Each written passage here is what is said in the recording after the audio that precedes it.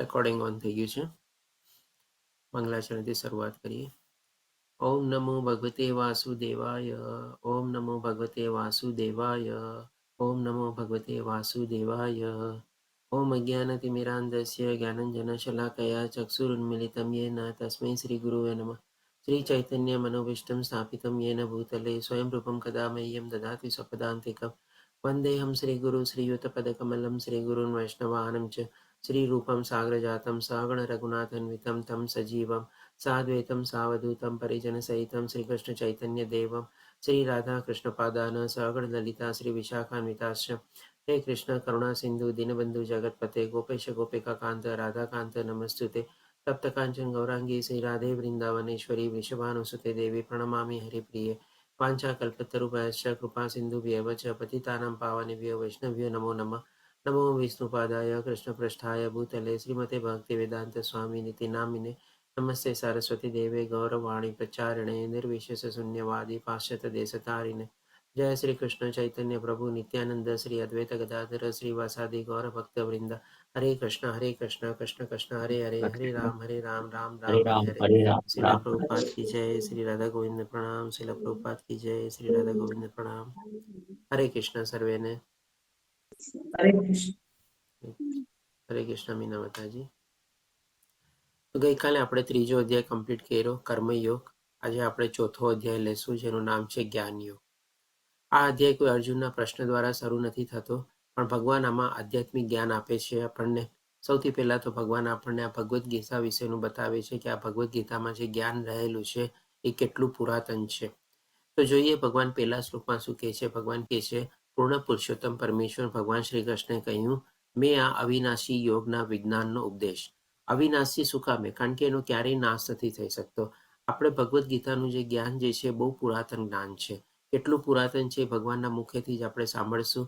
અને અવિનાશી એટલા માટે આવે છે કારણ કે એમાં કોઈ જાતનો કોઈ આપણે આજની તારીખમાં કોઈએ સુધારો વધારો ઘટાડો કે ઉમેરો કે એવું કાંઈ નથી, અથવા કોઈ જાતની સ્પેલિંગ મિસ્ટેક કે કોઈ જાતની ગ્રામેટિકલ મિસ્ટેક. 700 શ્લોકમાંથી કોઈ એમ નથી કીધું કે ભાઈ આ 2 શ્લોક ઓછા છે અથવા તો 5 શ્લોક ઉમેરવા જોઈએ તમારે. અને આ જે જ્ઞાન છે કેટલું અવિનાશી છે અને કેટલું પુરાતન છે એ પણ ભગવાન બતાવે છે. અને વિજ્ઞાનનો ઉપદેશ એટલે કે ભાઈ આ જ્ઞાન જે છે ભગવાને આપેલું છે એ ખાલી થિયોરિટિકલ જ્ઞાન નથી. વિજ્ઞાન એટલે શું? વિશેષ રૂપી જ્ઞાન. આપણે કોઈ પણ જ્ઞાનને મેળવીએ અને માની લો પુસ્તકીય જ્ઞાન હોય, થિયોરિટિકલી જ્ઞાન આપણે મેળવીએ, પછી જ્યારે આપણે એને આચરણમાં મૂકીએ અથવા તો આપણે જેમ કે માની લો આપણે થિયોરિટિકલ જ્ઞાન આપણે સાયન્સ સબ્જેક્ટ લીધો હોય અને ક્લાસમાં આપણે એ સમજી લઈએ, પછી આપણને ક્લાસ ટીચર શું કરે, આપણને લેબોરેટરીમાં લઈ જાય ને એમાં જે કાંઈ પણ આપણે ભણ્યા એ બધું આપણને એક્સપેરિમેન્ટ કરીને વાસ્તવિકતાના રૂપમાં આપણને દેખાડે અથવા તો સમજાવે. તો એ જ આપણે વિજ્ઞાન કહેવાય. એટલે કે આ ભગવદ્ ગીતામાં જે કાંઈ પણ જ્ઞાન રહેલું છે એ આપણે કહી શકીએ કે આપણે એને આચરણમાં મૂકવાનું છે, આપણે એને પાળવાનું છે. ગઈકાલે જેમ આપણે પ્રદીપ પ્રભુજીએ કીધું હતું ને કે ભગવદ્ ગીતા જે છે આપણે જીવવાની છે. ભગવદ્ ગીતાનું ખાલી જ્ઞાન આપણી અંદર સમાવવાનું નથી કે યાદ નથી કરવાનું, મુખસ્થ નથી કરવાના શ્લોકને, કે પછી આપણે એને કહી શકીએ કે ભાઈ ખાલી સ્ટોર કરીને રાખવાનું નથી કે ભાઈ વખત આવશે ત્યારે હું વાપરીશ તમારે અથવા તેનો ઉપયોગ કરીશ. પણ જેમ જેમ આપણે આ જ્ઞાનમાં આગળ વધતા જઈએ, જેમ જેમ એનું આચરણ કરતા જઈએ, એમ આપણને વધારે ને વધારે ફાયદો થઈ શકે. એટલા માટે ભગવાન એને વિજ્ઞાનનો ઉપદેશ તરીકે બતાવે છે. પછી ભગવાન કહે છે કે આ જ્ઞાન સૌથી પહેલા સૂર્યદેવ એટલે કે વિવાસવનને આપ્યું. સૂર્યદેવ ભગવાનનું બીજું નામ વિવાસવન પણ છે. અને વિવાસવને માનવોના મનુને પિતા મનુને ઉપદેશ આપ્યો અને મનુએ વળી આ ઉપદેશ ઈક્ષ્વાકુને આપ્યો. એટલે કે ભગવાન અહીંયા આપણને એક પરંપરા ઉપર નિર્દેશ કરે છે કે કેવી રીતે આ સિક્વન્સમાં જ્ઞાન આપ્યું. સૌથી પહેલા ભગવાને પોતાના મુખેથી સૂર્યદેવને આપ્યું આ જ્ઞાન. પછી સૂર્યદેવ વિવાસવને આપણને આપણા મનુના જે પિતા છે, 14 મનુ હોય છે, એ પણ આપણે જોશું આ અધ્યાયમાં કે કેવી રીતે આપણે સમયનો ગાળો અને કેવી રીતે મન્વંતર બધા બદલાય છે અને મનુનું જીવન પણ કેટલું હોય છે. આપણે એ મનુને આપ્યું આપણે, અને મનુ પછી ઈક્ષ્વાકુને આપ્યું. ઈક્ષ્વાકુ એટલે કોણ? તો કે ભાઈ જે વંશમાં આપણે ભગવાન રામ થઈ ગયા એ જ આપણે. એટલે જો ભગવાન રામને પણ આપણે ઘણીવાર સૂર્યવંશી અથવા રઘુવંશી તરીકે કહીએ છીએ. તો એ જ વંશજના ભગવાન એમાં રામ થઈ ગયા હતા. ઈક્ષ્વાકુ પણ એ રાજા હતા એ વંશમાં, અને એ જ વંશમાં પણ ભગવાન રામ થયેલા હતા. એટલે કે ભગવાને એક ગુરુ શિષ્ય પરંપરા પ્રસદ્ય આપણને નિર્દેશ કર્યો. હવે એવી જ રીતે ભગવાન આપણને આગળના બીજા શ્લોકમાં બતાવે છે તો ભગવાન કહે છે એ રીતે હે અર્જુન, એ એટલે કઈ રીતે? જે સિક્વન્સ ભગવાને બતાવી એ પ્રમાણે, એ સૂર્યદેવને, પછી મનુના પિતા, પછી ઈશ્વાકુને, એવી રીતે. આ પરમ વિજ્ઞાન એટલે જેમ કીધું ને કે દિવ્ય એટલે કે ભાઈ કે નહીં, પરમ એટલે કે એકદમ ઉચ્ચતર જ્ઞાન છે. ભગવદ્ ગીતાનું જ્ઞાન મેળવવું આપણે કહી શકીએ કે ભાઈ આધ્યાત્મિક જ્ઞાનમાં આપણે ઘણી પ્રગતિ કરી હોય, ભગવાનને એવો આશીર્વાદ થાય આપણા ઉપર, ત્યારે જઈને આપણે આ જ્ઞાન મેળવવામાં આપણે પ્રવૃત્ત થઈ શકીએ છીએ. આ જ્ઞાન એવું કોઈ ઓર્ડિનરી જ્ઞાન નથી, આપણે કહી શકીએ. આ બહુ પરમ વિજ્ઞાન છે તમારે. અને એ ભગવાન કહે છે કે ગુરુ શિષ્ય પરંપરા દ્વારા પ્રાપ્ત થયું અને રાજ્યર્ષિઓએ એ જ રીતે જાણ્યું. અહીંયા જે ભગવાને આપણને પરંપરા બતાવી, ગુરુ શિષ્ય પરંપરા, એટલે કે સૂર્યદેવે પેલા સૂર્યદેવને આપ્યું, પછી મનુના પિતા અને પછી ઈશ્વાકુને આપ્યું, એટલે એક જાતની પરંપરા થઈ. એમાં ભગવાને સૌથી પહેલા જ્યારે સૂર્યદેવને જ્ઞાન આપ્યું ત્યારે સૂર્યદેવ એનાથી શિક્ષિત થયા જ્ઞાનથી. પછી એમણે જ્યારે મનુના પિતા એમને આપ્યું ત્યારે સૂર્યદેવ ગુરુ થઈ ગયા અને મનુના પિતા એમના શિષ્ય થઈ ગયા. એટલે કે ગુરુ શિષ્ય પરંપરા પ્રત્યે ભગવાન ફર્ધર નિર્દેશ કરે છે. પહેલા આપણને ભગવાન એક સિક્વન્સ બતાવી અને એ સિક્વન્સને ભગવાને અહીંયા નામ આપ્યું કે આ સિક્વન્સ શું છે? તો કે ભાઈ આને ગુરુ શિષ્ય પરંપરા કહેવાય. અને એ રીતે એ લોકોએ બધાએ જ્ઞાન પ્રાપ્ત કરીને આગળ વધાર્યું. અને પછી ભગવાન કહે છે કે રાજર્ષિઓએ પણ એ જ રીતે જાણ્યું. રાજર્ષિઓ એટલે કે કોણ? તો કે પહેલાના વખતમાં બધું રાજાનું રાજ્ય હતું તમારે. અને રાજાઓ અને ઋષિઓ બંને આપણે શબ્દ ભેગા કરીએ એટલે કે રાજર્ષિઓ થઈ ગયા. એટલે કે રાજાઓ ખાલી ક્ષત્રિયો નહોતા, પણ એમાં પણ એઝ ગુડ એઝ આપણે કહી શકીએ છીએ ઋષિ મુનિઓ, મહાત્મા હોય, સંત પુરુષ હોય, બધા બ્રાહ્મણ હોય. અને એ લોકોમાં પણ સારું એવું આધ્યાત્મિક અને દિવ્ય જ્ઞાન સમાયેલું હોય. કારણ કે બ્રાહ્મણનું એક લક્ષણ છે તમારે, જે ભગવાન આપણને 18મા અધ્યાયમાં બતાવશે. તો જે રાજા હતા એ લોકો વખતે, એ રાજાઓ પણ આપણે કહી શકીએ કે એઝ ગુડ એઝ બ્રાહ્મણ જેવું જ્ઞાન ધરાવતા થઈ ગયા હતા, અથવા તો એ લોકોને પણ એવું જ્ઞાન પ્રાપ્ત થયેલું હતું. એટલા માટે એને રાજર્ષિઓ કહેવાય છે. અને એ રાજર્ષિઓ એટલે કે ભાઈ ખાલી પોતાના સ્વાર્થ માટે પોતાનું રાજ્યનું અથવા તો પ્રજાનું પાલન પોષણ નહોતા કરતા. આ વૈદિક સંસ્કૃતિ પ્રમાણે વર્ણાશ્રમ ધર્મનું બરાબર પાલન થાય છે કે નહીં, એ રાજાઓની મોટી જવાબદારી હતી. એટલા માટે ભગવાન કહે છે કે એ જ રીતે રાજર્ષિઓએ જાણ્યો. ઈશ્વાકુ પણ એ જ રાજા હતા એ રીતે. પરંતુ હવે જે ભગવાન અહીંયા બતાવે છે કે એ જે જ્ઞાન આટલું સરસ જ્ઞાન છે, પરમ વિજ્ઞાન છે, સનાતન જ્ઞાન છે, અવિનાશી જ્ઞાન છે, એમાં કંઈક આપણે વાંધો આવ્યો અથવા તો કંઈક આપણે એમાં ગેપ થઈ તમારે. તો એ ભગવાન કહે છે પરંતુ કાળાંતરે એટલે કે સમયના અંતરે આ જે ગુરુ પરંપરા જે ભગવાને બતાવી તૂટી ગઈ તમારે. એટલે કે માની લો એક સાંકળ હોય તમારે મોટી બધી, આપણે હવે એ સાંકળમાં વચ્ચે આપણે બ્રેક થઈ જાય અથવા તો એ સાંકળને કાપીએ તો શું? બે સાંકળના બે ભાગ થઈ જાય તમારે. તો એ જ રીતે ભગવાન કહે છે કે આ જે પરમ વિજ્ઞાન અથવા તો જ્ઞાન હતું એ તૂટી ગઈ તમારે. અને એના કારણે શું થયું? તો કે આ વિજ્ઞાન જે છે યથાર્થ રૂપમાં લુપ્ત થયેલું જણાય છે. એટલે કે ભાઈ આસ્તે આસ્તે એની જે યુટિલિટી હતી અથવા તો એનો જે ઉપયોગિતા હતી એ આસ્તે આસ્તે ખોવાવા લાગી. શું કામે ખોવાઈ ગઈ? કારણ કે જ્યારે એકવાર એ સિક્વન્સ તૂટી ગયું હોય પછી જે કોઈ બીજા લોકો જ્ઞાન મેળવવા જાય ત્યારે કદાચ હોઈ શકે એ લોકોની ગુરુ શિષ્ય પરંપરા પ્રાપ્ત ન થાય, અથવા તો પોતાના મેળે એ લોકો જ્ઞાનનો અર્થઘટન કરવા માંડે. અને પોતાના મેળે જ્યારે અર્થઘટન કરે ત્યારે હોઈ શકે કે એને જે સમજાય અને એની જે સમજણ પ્રમાણે એને સમજાણું હોય એ પ્રમાણેમાં પોતે સમજાવે, અથવા તો એને જે ચીજ ન સમજાય શું કે ભાઈ આ નકામી છે એ પ્રમાણે એને કાઢી નાખે. એટલે કે ટૂંકમાં કહેવાનો તાત્પર્ય એ કે એમાં કંઈક ને કંઈક ઉમેરો થાય, બાદબાકી થાય, એમાં કંઈક ને કંઈક સુધારો વધારો થાય, ચેન્જીસ થાય, મોડિફિકેશન થાય. એટલે કે બધી આપણે કહી શકીએ કે મલિનતા અથવા તો અશુદ્ધિ એમાં ભળી જાય. એટલે કે ભગવાન કહે છે કે એનું જે યથાર્થ રૂપ હતું એટલે કે સાચી જે ઓરિજિનાલિટી હતી તમારે એ આસ્તે આસ્તે બધી ગાયબ થવા માંડી તમારે, કારણ કે એમાં ઇમ્પ્યોરિટી અને અશુદ્ધતા વધારે આવી ગઈ તમારે. હવે પછી ભગવાન આપણને આગળ વધતા કહે છે. તો અહીંયા જે ભગવાન આપણને ગુરુ શિષ્ય પરંપરા પ્રત્યે નિર્દેશ કર્યો, તો આપણે જાણી લેવું જોઈએ કે ભાઈ આપણા શાસ્ત્ર પ્રમાણે કેટલી પરંપરા છે અને આપણે કયા પરંપરામાં આવીએ છીએ એ પણ આપણે સમજવું જોઈએ. તો આપણા શાસ્ત્ર પ્રમાણે 4 પરંપરા છે. એક બ્રહ્માજીથી પરંપરા જે શરૂ થયેલી છે, પછી એક લક્ષ્મીજીથી અથવા તો શ્રી પરંપરા એને કહેવાય છે, અને ત્રીજું રુદ્ર અથવા તો શિવ પરંપરા, અને ચોથી 4 કુમાર પરંપરા. આ 4 કુમાર છે એ પણ આપણે બ્રહ્માજીના જ પુત્રો હતા તમારે.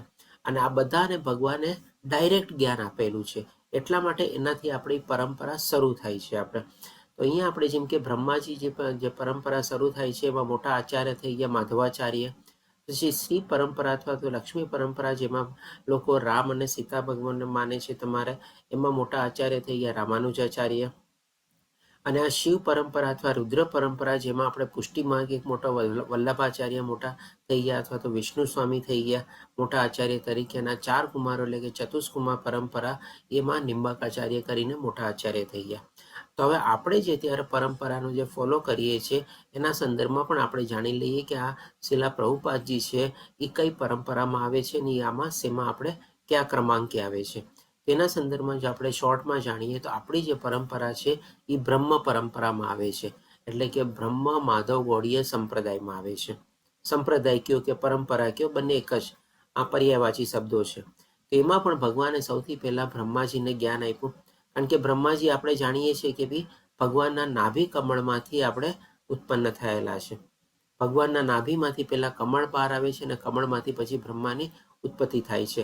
અને બ્રહ્માજીને ભગવાન શ્રી કૃષ્ણે જ્ઞાન આપેલું, અને પછી બ્રહ્માજીના પુત્ર નારદ પછી આપણે વ્યાસમુનિ અથવા તો વેદવ્યાસ મુનિ, પછી માધવાચાર્ય જે આપણે કીધું મોટા આચાર્ય થઈ ગયા. આ બધા અલગ અલગ મોટા બધા જે છે આચાર્યો આ બ્રહ્મ માધવ ગૌડીય પરંપરામાં થઈ ગયા. અહીંયા ખાલી જે મોટા અને અમુક જે છે મુખ્ય એના જ નામ અહીંયા આપણે સિક્વન્સમાં ટાંકવેલા છે. તો એ સિક્વન્સમાં આપણે જોવા જઈએ તો શિલા પ્રભુપાદજી જે છે આપણે 32મા ક્રમાંકે આવે છે. અને જો છેલ્લા 5 આચાર્યના સંદર્ભમાં આપણે જોઈએ તો આ છે આપણે બલદેવ પ્રભુજી આપણે, અને આ છે આપણે ભક્તિ વિનોદ ઠાકુર, આ ગૌરકિશોરદાસ બાબા, અને આ ભક્તિ સિદ્ધાંત સરસ્વતી ઠાકુર. આનો અને શિલા પ્રભુપાદજીનો થોડો ઘણો સંક્ષિપ્તમાં પરિચય આપણે પહેલા અધ્યાયમાં લીધેલો હતો કે શિલા પ્રભુપાદજીએ આ કેવી રીતે એમના ગુરુ ભક્તિ સિદ્ધાંત સરસ્વતી ઠાકુરના આપણે શિષ્ય બન્યા, ત્યારે એમની સાથે સૌથી પહેલી વાર 1922માં મુલાકાત થાય છે, અને પછી 11 વર્ષ પછી 1933માં ભક્તિ સિદ્ધાંત સરસ્વતી ઠાકુર પાસેથી પોતે દીક્ષા લે છે શિલા પ્રભુપાદજી. તો આ રીતે આપણે બ્રહ્મ માધવ ગૌડીય પરંપરા જે આપણી છે આ ઇસ્કોન પરંપરા, અને આપણે ટૂંકમાં એને બીજું નામ આપણે આપેલું છે કારણ કે શિલા પ્રભુપાદજીએ 1966માં ઇસ્કોનની સ્થાપના કરેલી હતી. આ પણ આપણે પહેલા અધ્યાયમાં આપણે જાણ્યા હતા. એટલે આપણે થોડું ઘણું આને ઇસ્કોન પરંપરા તરીકે પણ આજકાલના તરીકે નામ આપેલું છે, પણ એકચ્યુઅલી આપણી પરંપરા એવું નથી કે ઇસ્કોનથી સ્થાપિત થયેલી છે, એટલે કે ઇન્ટરનેશનલ સોસાયટી ફોર કૃષ્ણા કોન્શિયસથી આપણે સ્થાપિત નથી થઈ. તો એક સંસ્થા છે શિલા પ્રભુપાદજીએ સ્થાપિત કરેલી હતી આ કૃષ્ણ ભાવના મૃતને વધારો ફેલાવવો અને એનો પ્રસાર અને પ્રચાર કરવામાં, અને પણ દેશ વિદેશોમાં. પણ આપણી જે આ પરંપરા જે છે એ બહુ જૂની પરંપરા છે આપણે. હવે આના સંદર્ભમાં આપણે આગળ વધતા જોઈએ તો ભગવાન કહે છે કે તે જ આ પ્રાચીન યુગ એટલે કે જૂની અર્વાચીન યુગ પરમેશ્વર સાથેના સંબંધનું વિજ્ઞાન આજે હું તને કહી રહ્યો છું. એટલે કે આ ભગવદ્ ગીતામાં જે જ્ઞાન રહેલું છે એ આપણે ભગવાન સાથે આપણો શું સંબંધ છે એ આપણને, અને ભગવાને કેવી રીતે આ સૃષ્ટિ બનાવી છે એ બધું આપણને જ્ઞાન આપે છે. પહેલા અધ્યાયમાં તમને ખ્યાલ હોય તો આપણે કીધું હતું કે 5 મહત્વના ટોપિક આપણે જાણશું. કે આ 5 મહત્વના ટોપિક છે, કોઈને યાદ છે? કોઈ કહેશે? ભગવાન જીવ પ્રકૃતિ કર્મ અને કાળ. બરાબર, ધન્યવાદ અક્ષય પ્રભુજી. તો એ જ ભગવાન અહીંયા કહે છે કે ભગવાન અને જીવ એટલે કે ભાઈ આપણે આત્મા એની સાથે વચ્ચેનો આપણો શું સંબંધ છે, કેવી રીતે આપણે એની સાથે જોડાયેલા છે, આ ભૌતિક પ્રકૃતિ સાથે કેવી રીતે આપણે બંધાયેલા છે, આ બધું જ્ઞાન ભગવાન આપણને ભગવદ્ ગીતામાં અલગ અલગ અધ્યાયોમાં આપે છે. એટલા માટે અહીંયા કહે છે કે પરમેશ્વર સાથેના સંબંધનું વિજ્ઞાન, અને વિજ્ઞાનના સંદર્ભમાં મેં પહેલા જ બતાવી દીધું કે ભાઈ આપણે આચરણમાં મૂકીએ એટલે વિજ્ઞાન થઈ જાય. કારણ કે તું મારો ભક્ત તથા મિત્ર છે અને તેથી આ વિજ્ઞાનના દિવ્ય રહસ્યને સમજી શકે છે. તો અહીંયા એક બહુ મોટી લાક્ષણિકતા ભગવાન આપણને આ જ્ઞાનની બતાવે છે કે આ જ્ઞાન શું એમને પ્રાપ્ત થઈ જાય? આ જ્ઞાન એમને પ્રાપ્ત નથી થતું.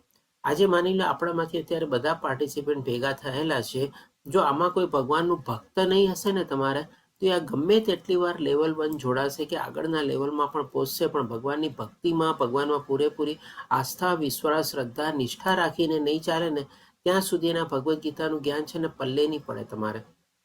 એટલે કે ભાઈ ભગવાનનો ભક્ત જે હોય એ જ આ જ્ઞાનને સમજી શકે છે. અને અહીંયા ભગવાન પોતે પોતાના મુખેથી કહે છે કારણ કે તું મારો ભક્ત તથા મિત્ર છે. અને હજી ભગવાન આગળ શું બતાવે છે કે ભાઈ આ વિજ્ઞાનના દિવ્ય રહસ્યને સમજી શકે છે. તો આ જ્ઞાનને સમજવા માટે પણ છે ને સૌથી પહેલા તો આ જ્ઞાનને આપણી અંદર ઉતારવા માટે પણ આપણે ભગવાનના ભક્ત બનવું જોઈએ, તો જ આ જ્ઞાનને આપણી અંદર ઉતારી શકીએ. અને પછી એની સમજવાની શક્તિ અને જેની આચરણ કરવાની જે શક્તિ છે ને એ પણ જ્યારે જેમ જેમ આપણે ભગવાનની ભક્તિમાં પ્રવૃત્ત થઈએ ને ત્યારે ઓટોમેટિકલી જ આ બધું આપણી અંદર છે ને જ્ઞાન પ્રગટ થાય. આજે જેમ કે હું ક્લાસ લઉં છું એનો મતલબ નથી કે હું તમને આ બધું જ્ઞાન આપું છું ને તમે સમજી જાશો તમારે. મારી એવી કોઈ લાયકાત નથી, મારી એવી કોઈ કાબિલિયત નથી કે હું તમને આ જ્ઞાન સમજાવી શકું અને તમને ભક્તમાં પરિવર્તિત કરી શકું. તમારી અંદરમાં જ પરમાત્મા રૂપે ભગવાન બેઠેલા છે અને ભગવાન જ તમને પ્રેરણા આપશે, ભગવાન જ તમને આજ્ઞા આપશે, ભગવાન જ તમને માર્ગદર્શન આપશે. કદાચ હોઈ શકે બનેમાં નિમિત્ત બનાવે તમારે, પણ ભગવાન દ્વારા જ આ બધું થશે. એ જ તમને માર્ગદર્શન આપશે, દોરવણી આપશે, આજ્ઞા આપશે. ત્યારે તમે જઈને આ ભગવદ્ ગીતાનું જ્ઞાન સમજી શકશો, પોતાની અંદર ઉતારી શકશો અને એનું આચરણમાં તમે આગળ વધી શકશો. કારણ કે અહીંયા ભગવાન પોતાના મુખેથી જ કહે છે કે ભાઈ આને સમજવાનું અને આને આ વિજ્ઞાન રૂપે આચરણ કરવાનું ત્યારે જ પોસિબલ છે જ્યારે જે મારો ભક્ત હશે તમારે. હવે પછી ભગવાન આપણને આગળ વધતા ચોથા શ્લોકમાં કહે છે કે અર્જુને કહ્યું, એટલે અર્જુનનો પ્રશ્ન આવે છે કે આપનો જન્મ એટલે કે ભગવાન શ્રી કૃષ્ણનો જન્મ તો અર્વાચીન કાળમાં થયો છે, એટલે કે તમે તો ત્યારે મારી સામે ઊભા છો. અને સૂર્યદેવ વિવાસોનો જન્મ તો પ્રાચીન કાળમાં થયો છે, ઘણા જૂના છે ભગવાન સૂર્યદેવ તો પછી હું કેવી રીતે સમજું કે પ્રાચીન કાળમાં આપે તેમને આ વિદ્યાનો ઉપદેશ આપ્યો હતો? કારણ કે ભગવાને પોતાના મુખેથી શું કીધું કે આ જ્ઞાન મેં સૌથી પહેલા સૂર્યદેવને આપ્યું, વિવાસોને આપ્યું, વિવાસોને પછી મનુના પિતાને આપ્યું, માનવ જાતિના પિતાને આપ્યું અને પછી ઈશ્વાકુને આપ્યું. એટલે કે અર્જુનનો પ્રશ્ન સેજે ઊભો થાય. અને આગલા શ્લોકમાં ભગવાને એ પણ કીધું કે તું મારો ભક્ત છે અને તું મારો મિત્ર છે. તો ભાઈ તમે અત્યારે મિત્ર તરીકે મારી સામે ઉભેલા છો, આપણે બંને સમાન વયના છે. તમારે આપણે જાણીએ છીએ કે ભગવાન શ્રી કૃષ્ણ અને અર્જુનની ઉંમર વચ્ચે બહુ કઈ વધારે ફરક નહોતો. તમારે બંને મામા ફઈના ભાઈઓ પણ હતા અને બહુ ગાઢ મિત્રો બી હતા. એટલે કે અર્જુનનો પ્રશ્ન સ્વાભાવિક છે કે ભાઈ તમારો જન્મ તો અત્યારે થયો, તમે તો અત્યારે મારી સામે ઊભા છો, તમે મને મિત્ર બી કહો છો અને આપણે બંને મિત્ર છીએ બી તમારે, તો પછી હું કેવી રીતે માનું કે તમે જેમ કીધું કે આ જ્ઞાન તમે પેલા વિવાસોને આપ્યું? અર્જુનનો પ્રશ્ન છે જે સ્વાભાવિક જ છે તમારે. હવે આનો જવાબ આપતા ભગવાન કહે છે આગળ, તો ભગવાન કહે છે 5મા શ્લોકમાં કે ભાઈ મારા અને તારા અનેક જન્મ થઈ ચૂક્યા છે. હવે આ આપણને કેમ સમજાય તમારે? તમને ખ્યાલ હોય તો આપણે જ્યારે બીજો અધ્યાય લીધો, બીજા અધ્યાયનો 12મો શ્લોક હતો તમારે, નત્વે વાહમ જાતુ નાશમ નત્વેમ નેમે જનાધિપા. એટલે કે એમાં ભગવાન શું કહે છે કે એવું નથી કે આ બધા લોકો પહેલા નહોતા, એવું નથી કે આ બધા અત્યારે છે અને ભવિષ્યમાં નહીં હશે, એવું નહીં હશે તમારે. આ બધા રાજાઓ લોકો પહેલા પણ હતા અને ભવિષ્યમાં પણ હતા. ત્યારે કદાચ આપણને શ્લોક ઓછો સમજાય કે ભગવાન અત્યારે અહીંયા શું કહેવા માંગે છે. આ લોકો બધા પહેલા બી હતા, આ લોકો બધા પછી બી રહેવાના છે તમારે. ત્યારે ભગવાનની આત્મજ્ઞાન આપણને આપતા હતા. હવે એ શ્લોક અને આ શ્લોકને જો તમે કનેક્ટ કરો ત્યારે પણ ભગવાને શું કીધું? આત્મા કદી નાશ પામતો નથી, એક શરીર બદલીને બીજા શરીરમાં જાય છે તમારે. એ બધું આપણને 11થી લઈને 30મા શ્લોકમાં બધું સમજાવ્યું કે નહીં ભગવાને? હવે એ બધા શ્લોકની સાથે તમે આ શ્લોકને પણ કનેક્ટ કરો તો ત્યારે આપણને ઓર સ્પષ્ટતા થઈ જાય કે હા, ભગવાને જે કીધું હતું કે ભાઈ જન્મો પર જન્મ થાય છે તમારે અને આત્મા ખાલી શરીર બદલે છે તમારે. તો એ જ ભગવાને અર્જુનને કહે છે ભાઈ તારા અને મારા તો એવા અનેક જન્મો થઈ ચૂક્યા છે. અત્યારે જે આપણે શરીર ધારણ કરેલું છે પણ આપણી આત્મા તો પુરાતન છે, સનાતન છે, ચિરસ્થાયી છે તમારે. તો એ આત્મા તો કન્ટિન્યુઅસલી બધા શરીરોમાંથી પસાર થઈ રહી છે. અને ભગવાન હવે બતાવે છે કે હું બધાને યાદ રાખી શકું છું, પરંતુ તું તેને યાદ રાખી શકતો નથી. એટલે કે ભગવાનનું જે શરીર છે તમારે એ પણ આપણે જોશું કે દિવ્ય છે અને ભગવાનને આ બધું યાદ છે કે ભાઈ આ બધી જે આત્મા જે છે, કારણ કે એની સાથે પરમાત્માનો પણ વાસ છે. એટલે કે ભગવાનને ખબર છે કે ભાઈ આ બધી આત્માની નિરંતર યાત્રા જે થઈ રહી છે એ ક્યાંથી ચાલી આવે છે, કયા પ્રકારના શરીરો પ્રાપ્ત કર્યા છે અને આગળ પણ હજી શું થવાનું છે તમારે. અને ભગવાન એ બધું યાદ રાખી શકે છે, પણ આપણે યાદ રાખી શકતા નથી. આપણે તો કહી શકીએ કે ભાઈ કાલે શું ખાધું હતું તમારે, એ પણ આપણને યાદ નથી આવતું ઘણી વાર તો. અથવા તો કાલે ક્યાં કપડાં પહેર્યા હતા એ પણ આપણને યાદ નથી આવતું. ઘણી વાર તો એવું હોય છે ને કે સવારે શું જમ્યા ને એ પણ રાતને પૂછીએ ને તો આપણે ભૂલી ગયા હોઈએ છીએ. તો ભગવાનની વાત બરાબર જ છે કે ભગવાન બધું યાદ રાખી શકે છે, પણ આપણે બધું યાદ રાખી શકતા નથી. હવે આના સંદર્ભમાં ભગવાન આપણને આગળ બતાવે એની પહેલા આપણે જોઈએ કે ભાઈ અહીંયા જે ભગવાન આપણને કાળ અથવા તો સમયનું જ્ઞાન આપે છે કે આ જે ભગવાને બતાવ્યું કે ભાઈ અનેક જન્મો થઈ ચૂક્યા છે, તો એ કઈ ગણતરીના સંદર્ભમાં ભગવાન આપણને બતાવવા માંગે છે. તો આપણે જોઈએ છીએ કે ભાઈ અહીંયા આપણે બ્રહ્માજીનું આયુષ્ય પણ જોશું, આપણે મનુનું આયુષ્ય પણ જોશું તમારે. તો અહીંયા શું છે, સૌથી પહેલા આપણે માની લો નીચેથી શરૂઆત કરીએ, રાઈટ હેન્ડ કોર્નરથી, એકદમ બોટમથી તમારે. આપણે જાણીએ છીએ કે કલિયુગમાં આપણે બધા અત્યારે જીવી રહ્યા છે. કલિયુગ લગભગ 4,32,000 વર્ષનો હોય છે. એનાથી ડબલ એટલે કે દ્વાપરયુગ 8,64,000, 4,32 ને તમે 3 ગુણો એટલે કે 12,96,000નો ત્રેતાયુગ, 432 ને તમે 4 ગુણો એટલે કે તમારે સતયુગ આવી ગયો 17,28,000 હવે આ ચારેય યુગનો જ્યારે તમે સરવાળો કરો તમારે ત્યારે એને કહેવાય દિવ્ય યુગ અથવા તો કહેવાય એને મહાયુગ તમારે. અને આવા જે છે 71 દિવ્ય યુગ ભેગા થાય ત્યારે એ એક મનુનું અથવા તો એક મન્વંતરનું જીવન થયું તમારે. અને આવા જે છે પાછા તમારે કેટલા મન્વંતર તો કે 14 મન્વંતર જે છે એ બ્રહ્મા કલ્પ એટલે કે બ્રહ્માજીનો એને દિવસ ગણાય. દિવસ પણ આખો દિવસ નહીં, અડધો દિવસ. આપણે કહીએ ને કે 12 કલાકનો દિવસ ને 12 કલાકની રાત્રિ તમારે, એટલે કે બ્રહ્માજીના એક દિવસની અંદર અડધા દિવસની અંદર આવા 14 મન્વંતર થાય તમારે. અને એટલી જ પાછી સંધ્યા લઈ લ્યો. 15 સંધ્યા એટલા માટે કારણ કે દિવસ અને સાંજનો ગાળો મોરોલે સરખો ન હોય. અત્યારે જેમ કે હવે આસ્તે આસ્તે જેમ જેમ ઉનાળો આવી રહ્યો છે, દિવસનો સમય ગાળો છે વધારે લાંબો થાય અને રાત્રિની અવધિ ઓછી થાય. શિયાળાના સમયમાં શું હોય, રાત્રિની અવધિ વધારે હોય અને દિવસનો સમય ઓછો હોય. એટલે કે આપણે 14 મન્વંતર એટલે કે એને 14 દિવસનો સમય અને 15 સંધ્યા તરીકે આપણે લઈએ તો એ થયો બ્રહ્માજીનો એક આખો કમ્પ્લીટ દિવસ. એટલે કે આપણને લાગે 24 કલાક, પણ એ બ્રહ્માજીનો એક દિવસ થયો તમારે. એટલો લાંબો હોય. કેટલો લાંબો છે એ પણ આપણે ગણતરી શોર્ટમાં લઈ લઈશું તમારે. અને આવા એક દિવસને 360 આપણે ગુણીએ તમારે એટલે કે બ્રહ્માજીનું એક આયુષ્ય. અને પછી પાછા એને 100 ગુણીએ એટલે કે એક બ્રહ્માજીના દિવસને 36,000 આપણે ગુણીએ તો એ બ્રહ્માજીનું કમ્પ્લીટ આયુષ્ય થઈ ગયું. હવે આ જે ગણતરી આપણે જોઈ તમારે એને આપણા સમયગાળાના સંદર્ભમાં જો આપણે જોવી હોય, ટૂંકમાં સમજવી હોય ખાલી તમારે, કદાચ અત્યારે માની લો ન સમજવામાં આવે તો બહુ ચિંતા કરવાની જરૂર નથી. તમે જ્યારે લેવલ 2માં આવશો ત્યારે આ બધા ઉપર આપણે ઓર ડિટેલમાં થોડી સ્ટડી કરશું આપણે.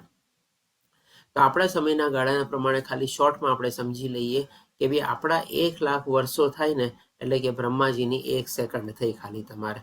અને આપણા 1,00,000 વર્ષોને 60 ગુણો એટલે કે 60,00,000 વર્ષો બરાબર બ્રહ્માજીની 1 મિનિટ. પાછા એને 60 ગુણો એટલે કે બ્રહ્માજીનો 1 કલાક. અને પાછા એને તમારે ગુણો એટલે કે ભાઈ બ્રહ્માજીનો 1 દિવસ. 24 ગુણો એટલે કે બ્રહ્માજીનો 1 દિવસ કમ્પ્લીટ થયો તમારે. આને પાછા તમે 360 અને પાછા ગુણ્યા 100 એટલે કે બ્રહ્માજીનું આખું આયુષ્ય થયું. એટલે આપણી ગણતરી પ્રમાણે જોવા જઈએ તો 311.04 ટ્રિલિયન યર જેવું બ્રહ્માજીનું આયુષ્ય આવે છે. અને એ બ્રહ્માજીના એક આયુષ્યના એક દિવસની અંદર એવા 14 મનુ થઈ જાય છે. આપણે અત્યારે એ એક મન્વંતરના ઓલા 7મા મનુમાં આપણે જીવીએ છીએ, વૈવસ્વત મનુમાં આપણે જીવીએ છીએ. અને એનો પણ લગભગ 50 વર્ષ જેવો સમયગાળો નીકળી ગયો છે તમારે. આ શોર્ટમાં ખાલી તમને સમયગાળો તમને બતાવ્યો કે ભાઈ ભગવદ્ ગીતાનું જ્ઞાન જે છે એ કેટલું પુરાતન છે. હવે આના સંદર્ભમાં જો જોવા જઈએ ને તો ભગવદ્ ગીતા ક્યારે આવી છે, જો ગણતરી કાઢવા બેસીએ આપણે તો પૃથ્વી ઉપર 20 લાખ વર્ષો પહેલા આવેલી છે તમારે ભગવદ્ ગીતા. ગઈકાલે પણ મેં તમને કીધેલું હતું કે કુરુક્ષેત્રની યુદ્ધ ભૂમિ ઉપર ખાલી ભગવાને પોતાના મન ઘડિત જ્ઞાન નથી કીધું. આ જ્ઞાન બહુ પુરાતન છે. ભગવાન વેદોનો સંદર્ભ પણ આપણને આપે છે. અને ભગવાને જ્યારે વિવાસોને સંભળાવ્યું હતું, જ્ઞાન આપ્યું હતું, ત્યારે એ ગણતરી શાસ્ત્રના પ્રમાણે કાઢવા જઈએ તો લગભગ 12 કરોડ વર્ષો આવે છે. એટલે કે કેટલું પુરાતન આ જ્ઞાન છે તમે સમજી શકો છો. હવે પછી ભગવાન આપણને બતાવે છે 6થા શ્લોકમાં કહે છે કે જો કે હું અજન્મા છું. અહીંયા ભગવાન શું કામે કહે છે, કારણ કે આના પહેલા આગલા શ્લોકમાં ભગવાને શું કીધું, મારા અને તારા તો અનેક જન્મો થઈ ગયા છે. તો ત્યારે અર્જુનને સમજાવવા માટે કીધું કે ભાઈ અર્જુનનો પ્રશ્ન જે હતો કે ભાઈ કેમ અત્યારે તો તમને સામે જોઉં છું, તેવી રીતે તમે સૂર્ય ભગવાનને જ્ઞાન આપ્યું. એટલે ભગવાન એને જન્મ તરીકે બતાવે છે, પણ એકચ્યુઅલી ભગવાન અવતારિત થાય છે અથવા તો પ્રગટ થાય છે. તો એ સ્પષ્ટીકરણ કરવા માટે અહીંયા ભગવાન કહે છે કે હું અજન્મા છું. ભગવાન ક્યારેય જન્મ નથી લેતા આપણે. અને મારો દિવ્ય દેહ કદી નાશ પામતો નથી. ભગવાન પોતે પોતાના મુખે કહે છે કે ભગવાનનો દેહ જે છે એ દિવ્ય દેહ છે. તો હવે અહીંયા આપણે પ્રશ્ન થાય કે ભગવાનનો દિવ્ય દેહ અને આપણા દેહમાં શું ફરક હશે તમારે? તો જો ભગવાનનો જે દેહ જે છે અને આપણા દેહમાં થોડા ઘણા ફરક છે અને બહુ મોટા ફરક છે. સૌથી પહેલો તો શું છે, ભગવાનનો દિવ્ય દેહ છે એટલે કે ભાઈ આ ભૌતિક તત્વોથી બનેલો નથી. આપણો દેહ શું છે, જેમ કે પૃથ્વી, જળ, અગ્નિ, વાયુ, આકાશ એ બધાથી બનેલો હોય છે. ત્યારે ભગવાનનો દેહ જે છે દિવ્ય દેહ છે, એટલા માટે આના બધા તત્વોથી બનેલો હોતો નથી. અને બીજું એ કે આપણો ભૌતિક દેહ છે એટલે કે એમાં જન્મ, મૃત્યુ, જરા, વ્યાધિ અથવા તો નાનપણથી બાળપણ, આપણો ગ્રોથ, વૃદ્ધિ, યુવાની, જુવાની, ઘડપણ, બુઢાપો બધું આવે છે, મૃત્યુને બધું આવે છે. ત્યારે ભગવાનના દેહમાં તમારે એવું રૂપાંતર ક્યાંય આવતું નથી તમારે. ભગવાન જ્યારે મહાભારતની યુદ્ધ ભૂમિ પર હતા ત્યારે પણ લગભગ એમની 125 વર્ષ જેવી ઉંમર હતી, પણ એ એકદમ 16 વર્ષના આપણને નવયુવાન જેવા દેખાતા હતા તમારે. હવે તમે કહેશો કે ભાઈ ભગવાનનું તો મૃત્યુ થયું હતું, કેમ? ઓલા જરાએ તમારે આપણે શું કહે ભગવાનને બાણ ચલાવ્યું હતું. તો એકચ્યુઅલી શું છે, એ બધી ભગવાનની લીલા છે તમારે. ભગવાન આજે જેમ કે દેવકીના કુખેથી જન્મ પણ લીધો તમારે, પણ એ પણ એકચ્યુઅલી ભગવાન પ્રગટ થયા હતા. કારણ કે આપણે જાણીએ છીએ કે ભાઈ વાસુદેવ અને દેવકીજી જ્યારે કૃષ્ણના કારાગૃહમાં હતા ત્યારે ભગવાન ત્યારે ચતુર્ભુજ રૂપમાં દેવકી માતાને અને વસુદેવજીને પહેલા દર્શન આપે છે. એટલે કે ભગવાન ત્યારે પ્રગટ થાય છે અને પછી દેવકી માતા અને વસુદેવજી કહે છે કે ભાઈ મારે તો તમને બાળ સ્વરૂપમાં જોવા છે. ત્યારે ભગવાન પોતાનું ચતુર્ભુજ રૂપ મિનિમાઇઝ કરે છે અને બાળ રૂપમાં કનૈયાના રૂપમાં આપણને એ લોકોની સામે એમને દર્શન આપે છે.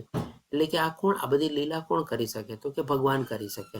આપણે કોઈ આ બધી લીલાઓ ન કરી શકીએ. એ જ એક સાબિતી છે કે આ બધું ભગવાનનું દિવ્ય સ્વરૂપ છે. જેમ આની પહેલા પણ કીધું હતું ને, ભગવાનને ડાબા હાથની ટચલી આંગળી ઉપર 7 દિવસ સુધી ગોવર્ધન ઉપાડ્યો, એટલી નાની ઉંમરમાં કાલિયા નાગને નાઈથો. આ બધું કોણ કરી શકે? ભગવાનનો દિવ્ય દેહ છે એટલે પોતે કરી શકીએ આપણે. અને બીજો એક મહત્વનો ડિફરન્સ એ છે કે ભગવાનના દેહમાં અને આપણા દેહમાં કે ભાઈ આપણો દેહ જે છે એ ત્રિગુણી માયાના પ્રભાવ હેઠળ હોય છે તમારે, એટલે કે એનાથી બધા હોય છે આપણે. ત્યારે ભગવાનનો દેહ છે ત્રિગુણી માયાથી ક્યારેય બંધાતો નથી, પણ ત્રિગુણી માયા છે ભગવાનના હેઠળ છે તમારે, અથવા તો ભગવાન ગુણાધીશ છે તમારે અને ગુણાતીત બી છે. આ થોડા ઘણા ડિફરન્સ આપણે જોયા કે ભગવાનના દેહમાં અને આપણા દેહમાં શું ફરક હોય છે. કારણ કે ભગવાન પોતે કહે છે ભગવાનનો દેહ જે છે દિવ્ય છે અને કદી નાશ પામતો નથી. તથા હું સર્વ જીવોનો સ્વામી છું. સર્વ જીવોનો સ્વામી શું કામે? કારણ કે આપણી જીવ એટલે કે ભાઈ આત્મા, તો એ જે આત્મા જે છે એ પણ ભગવાનનો એક અંશ તરીકે જ છે. જે ભગવાન આપણને 15મા અધ્યાયના 7મા શ્લોકમાં પણ કહે છે કે આ બધા જીવો જે છે મારા અંશ છે. એટલે કે ભગવાન આપણા બધાના સ્વામી છે.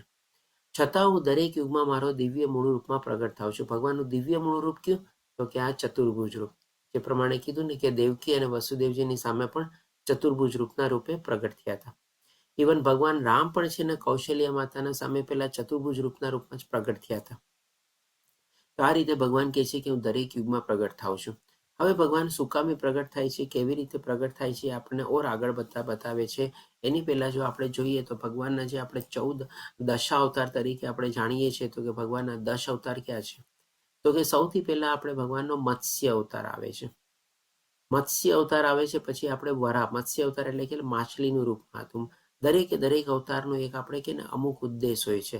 માછલીના રૂપમાં પણ ભગવાને વેદોની રક્ષા કરેલી હતી, એનો ઉદ્દેશ હતો. પછી આપણે વરાહ અવતાર આવે છે.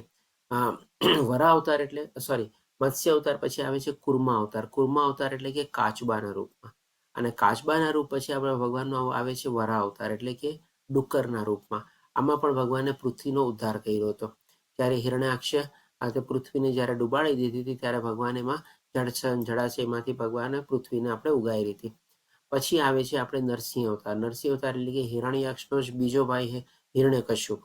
હિરણ્યકશ્યપ પણ એને મારવા માટે ભગવાન એને એવા વરદાનો લીધા હતા કે ભગવાને એક યુનિક અવતાર લીધેલો હતો કે જેમાં અડધું શરીર પશુનું, અડધું શરીર માનવનું હતું.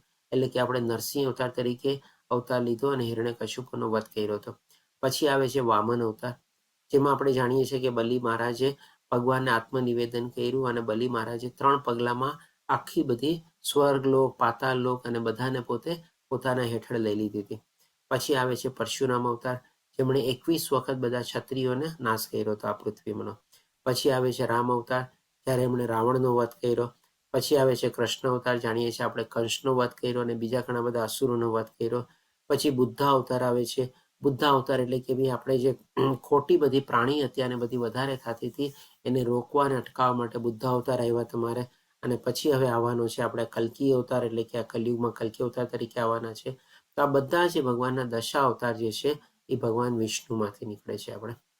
અને ભગવાન વિષ્ણુ શેમાંથી? તો કે ભાઈ કૃષ્ણ ભગવાનમાંથી. આનું પણ આપણે થોડું ઓર ડિટેલમાં આપણે બીજા અધ્યાયમાં લઈએ છીએ કે ભગવાન શ્રી કૃષ્ણ પોતાને આપણે સૌથી પહેલા કે ભાઈ 3 વિષ્ણુ અવતારમાં પોતાને અવતરિત કરે છે. ગર્ભોદક્ષાય વિષ્ણુ, શિરોદક્ષાય વિષ્ણુ અને કારણોદક્ષાય વિષ્ણુ. અને એમાં જે શિરોદક્ષાય વિષ્ણુ જે છે એ પરમાત્મા રૂપે આપણા અંદર રહેલા છે.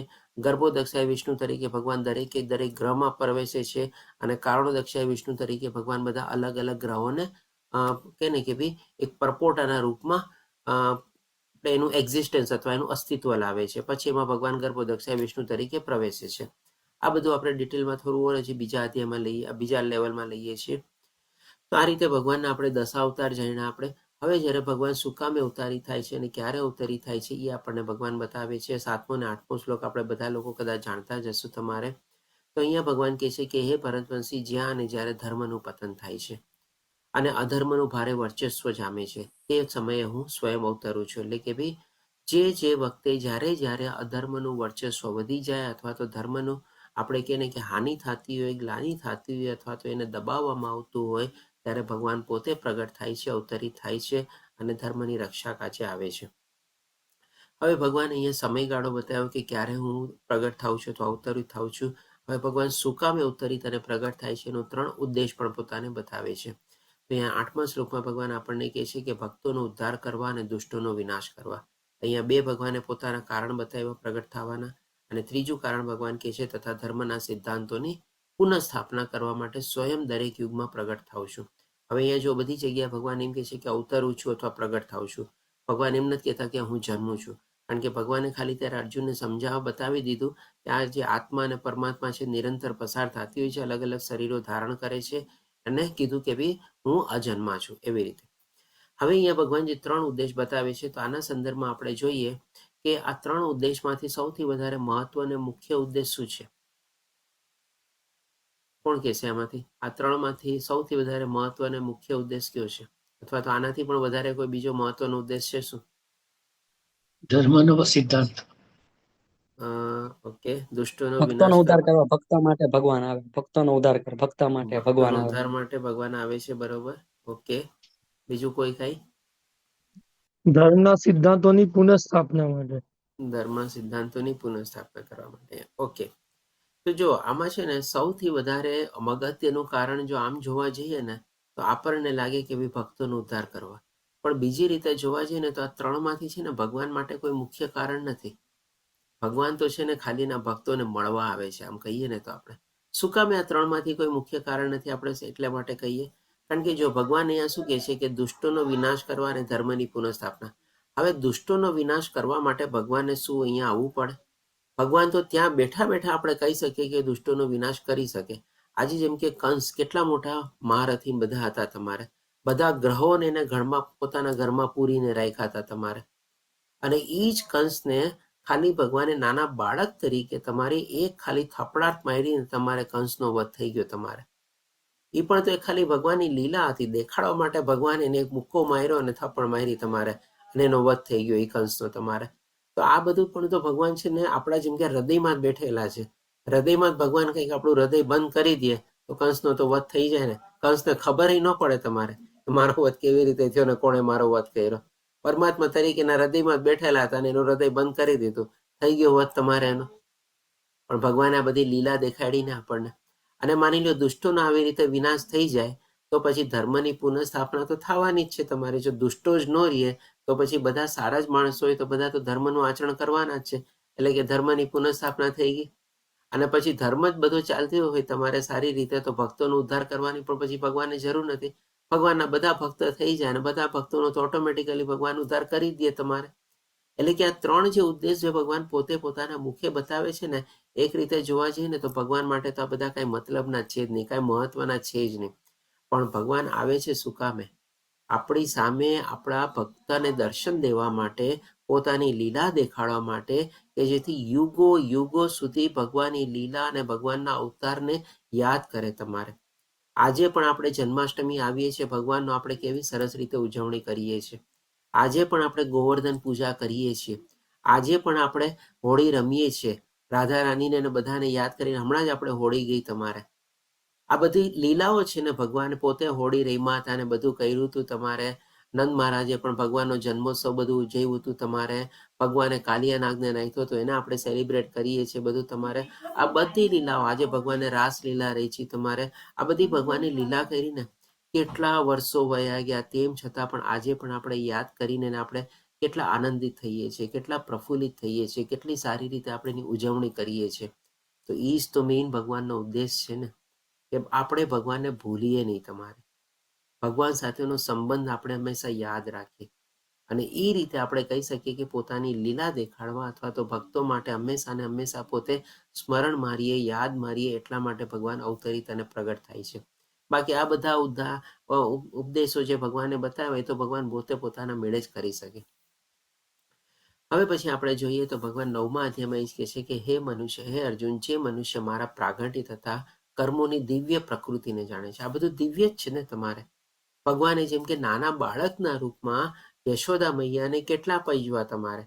આજે ભગવાનને કોઈ બાંધી ન શકે. એ બાજુ ભગવાનની જે દામોદર લીલા હતી એની પાછળનું તાત્પર્ય શું છે? યશોદા મૈયા જ્યારે જ્યારે દોરી લે છે અને તેને કે ને કે થાંભલા સાથે બાંધવાની કોશિશ કરે છે, હંમેશા દોરી 2 આંગળ નાની જ પડે છે તમારે. એનો તાત્પર્ય શું છે? કે આપણે ભગવાનને આપણે પકડી ન શકીએ, ભગવાનને આપણે બાંધી ન શકીએ. પણ હવે ઈ જ ભગવાન જ્યારે જોવે છે કે યશોદા મૈયા હવે થાકી ગયા છે, તમારે આંખમાંથી આંસુ નીકળે છે, પરસેવો થાય છે તમારે, ત્યારે પોતે જ યશોદા મૈયાના પાસે જાય છે અને કહે છે કે લે હવે તું મને બાંધી દે. આ ભગવાનની લીલા થઈને તમારે કે ભક્તના પ્રેમમાં, ભક્તના વાત્સલ્યમાં, ભગવાનની ભક્તિ દ્વારા ભગવાન પણ બંધાવા રેડી છે તમારે. આ બધું ભગવાનની લીલા છે. આ બધું એટલે જ ભગવાન શું કહે છે? મારા પ્રાગટ્ય તથા કર્મોની દિવ્ય પ્રકૃતિને જાણે છે. તે આ શરીરને તજ્યા પછી આ ભૌતિક જગતમાં ફરીથી જન્મ લેતો નથી, પરંતુ મારા સનાતન ધામને પામે છે. એટલે કે ભગવાનનું આ પ્રાગટ્ય, ભગવાનની લીલા, ભગવાનનું જે બધા કે ને કે અલગ અલગ પ્રક્રિયા, જ્યાં સુધી જૈનમાં ત્યાં સુધી અને જ્યાં સુધી પોતાની લીલા સમાપન કરી ત્યાં સુધી બધું જે ભગવાનનું ચરિત્ર છે આપણે વાંચીએ, એને માણીએ, એને આનંદથી થઈએ, એમાંથી આપણે જ્ઞાન લઈએ, એ બધું સમજીએ ત્યારે તો જ એ ભગવાનને સમજવા જેવું થયું ને. અને જે આ બધું સમજી લે છે તમારી, ભગવાન કહે છે કે ફરીથી પાછો આ મૃત્યુલોકમાં આવતો નથી, એટલે કે જન્મ મૃત્યુ જરા વ્યાધિના ચક્કરમાં ફસાતો નથી, પણ ભગવાનના ધામમાં પહોંચી જાય છે. પણ આ શું એટલું સહેલું છે? એટલું ઇઝી છે જે પ્રમાણે ભગવાન આપણને બતાવે છે? નથી એટલું સહેલું, બહુ અઘરું છે.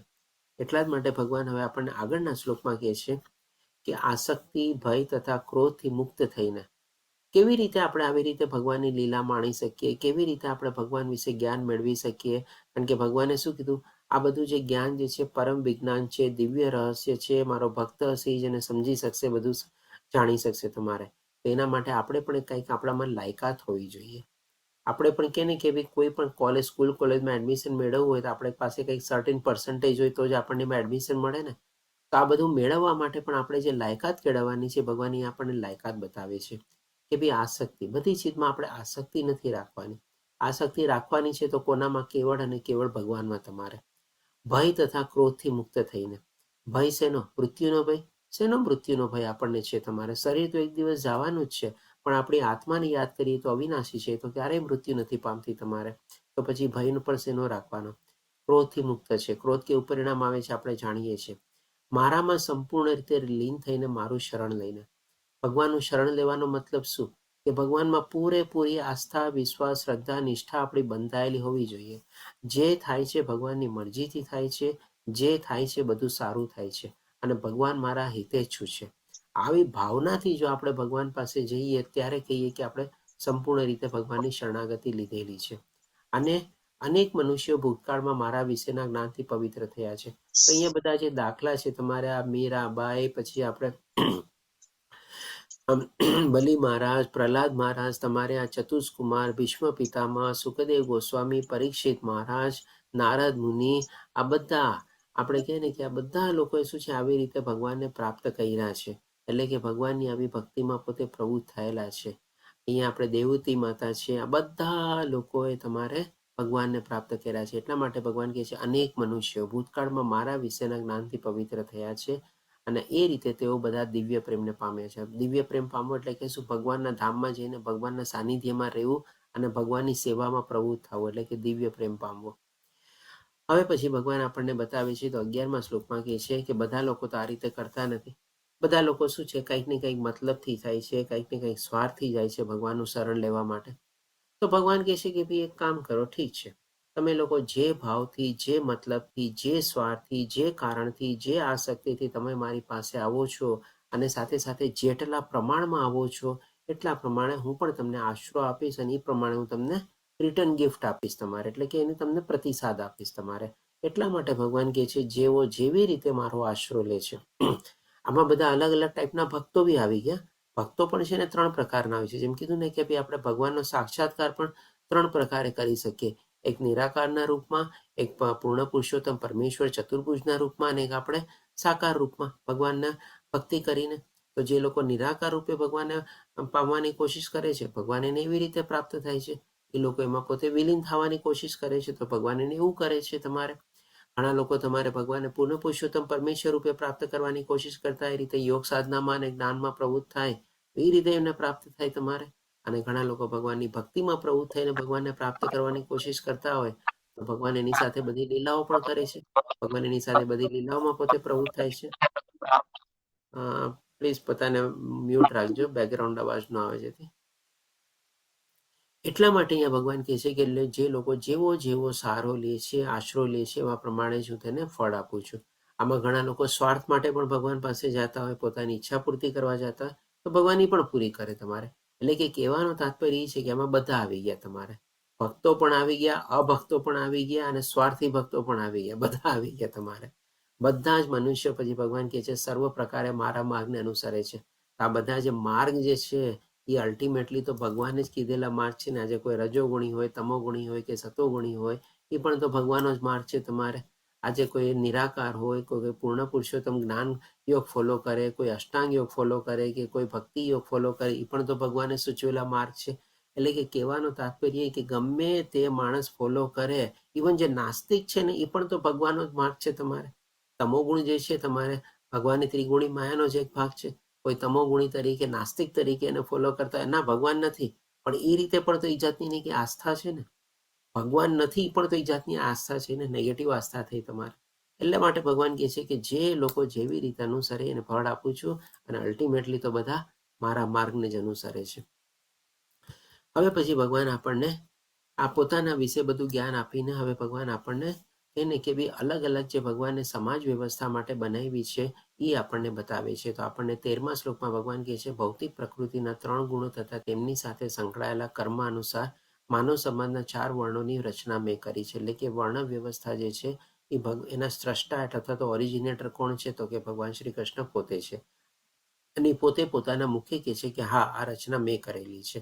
વર્ણાશ્રમ એટલે કે બ્રાહ્મણ, ક્ષત્રિય, વૈશ્ય અને શુદ્ર. અને આશ્રમ એટલે કે બ્રહ્મચર્ય, ગ્રહસ્થ, વનપ્રસ્થ અને સંન્યાસ.